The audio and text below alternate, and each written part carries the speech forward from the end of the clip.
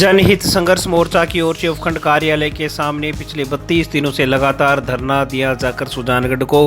जिला बनाए जाने सहित 6 मांगे प्रशासन व सरकार के समक्ष रखी जा रही हैं। इसी क्रम में सभी धरनार्थियों ने एकत्रित होकर विधायक मनोज मेघवाल के निवास पर पहुंचकर विधायक को मुख्यमंत्री के नाम ज्ञापन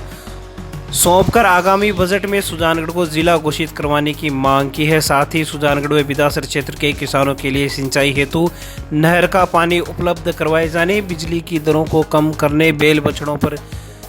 बिक्री की रोक को हटाए जाने, फसल बीमा क्लेम दिए जाने, किसानों की संपूर्ण कर्जा माफी किए जाने की मांग को लेकर सीएम को अवगत करवाए जाने का विधायक से आग्रह किया गया है, जिस पर विधायक ने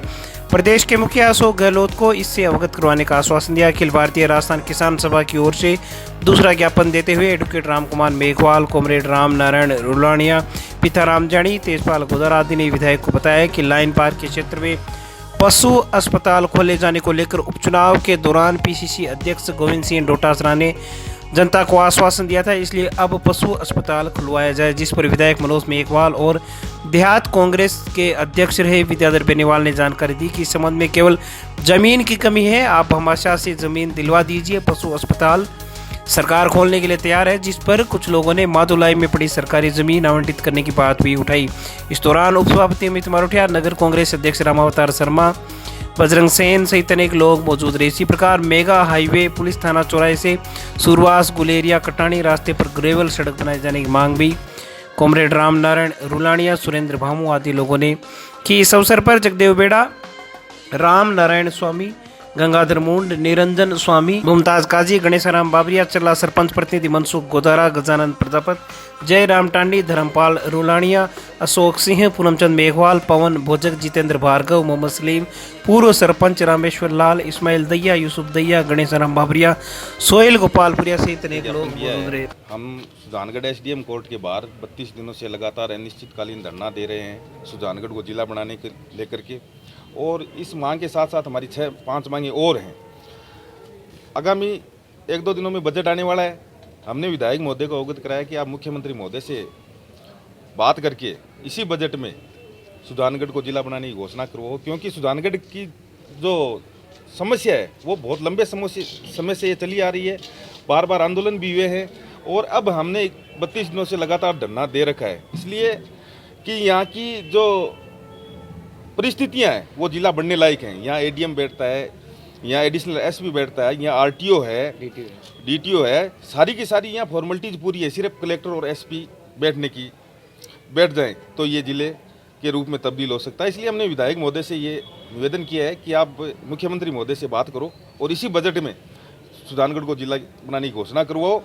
और हमने सुजानगढ़ विधायक जी को ये भी कहा है कि जब तक सुजानगढ़ जिला नहीं बन जाता तब तक जनहित संघर्ष मोर्चा है वो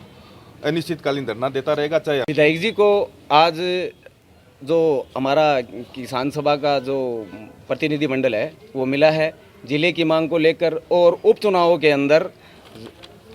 जब इंद्रू बाबा बगीची के सामने जनसभा थी तो माननीय गोविंद जी डोटासरा ने जनसभा में यह वादा किया था कि आप सुजानगढ़ से अगर कांग्रेस प्रत्याशी जीतता है तो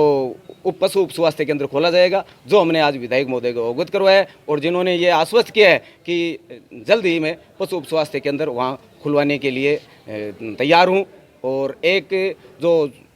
जो हमारा थाना है सुजानगढ़ का, वहाँ से शुरुआत जाने का रास्ता है, वहाँ पर ग्रेवल सड़क बनाने की मांग भी की गई है वहाँ के निवासियों द्वारा, और इन्होंने कहा है कि मैं जल्दी बात करूँगा। अभी बजट सत्र चल रहा है, बजट आने वाला है, लोगों को कई उम्मीदें हैं और बहुत बड़ी मुझे भी पता है कि इस क्षेत्र की मांग है। इसके अलावा और भी बहुत सी ज़रूरतें हैं, बहुत सी मांगें हैं और बहुत कुछ विकास की बातें हैं, और इन सब बातों को मैं पहले ही मुख्यमंत्री जी से मिलकर उनको अवगत करा चुका हूँ, लिखित में दे चुका हूँ। बाकी ज़िले की आपने बात की तो ये तो हम सब लोगों की भावना है, आज़ादी से पहले भी अपना जिला रहा बने, इसलिए उसमें तो सबकी खुशी है,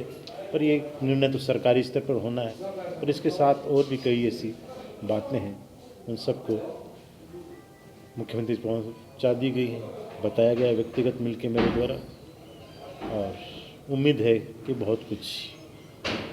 हम सुजानगढ़ वासियों को, इस क्षेत्र को मुख्यमंत्री जी इस बजट में देंगे। Mother Teresa educational and welfare trust द्वारा ग्रामीण व शहरी क्षेत्र के असहाय एवं निर्धन बच्चों को निःशुल्क शिक्षा प्रदान करने के लिए शिक्षा सहायक एवं एरिया मैनेजर के चयन हेतु सोना देवी सेठिया कन्या महाविद्यालय में एक दिन पहले 2 पारियों में ऑनलाइन परीक्षा का आयोजन किया गया। सब स्टेट डायरेक्टर कृष्णा चौधरी ने बताया कि परीक्षा में 547 अभ्यर्थियों ने भाग लिया। ऑनलाइन परीक्षा का आयोजन किया गया। परीक्षा प्रभारी राकेश प्रजापति ने बताया कि सफलतापूर्वक परीक्षा संपन्न करवाने में एरिया मैनेजर सुश्री निकिता बेद, सुनीता मील, राहुल मोदी, नरेश कुमार, प्रकाश गुजर, सरिता गोविंदराम, कृतिका प्रजापति, गायत्री अनंत गुजर, हेमराज आंगड़ सहित अनेक लोगों का योगदान रहा।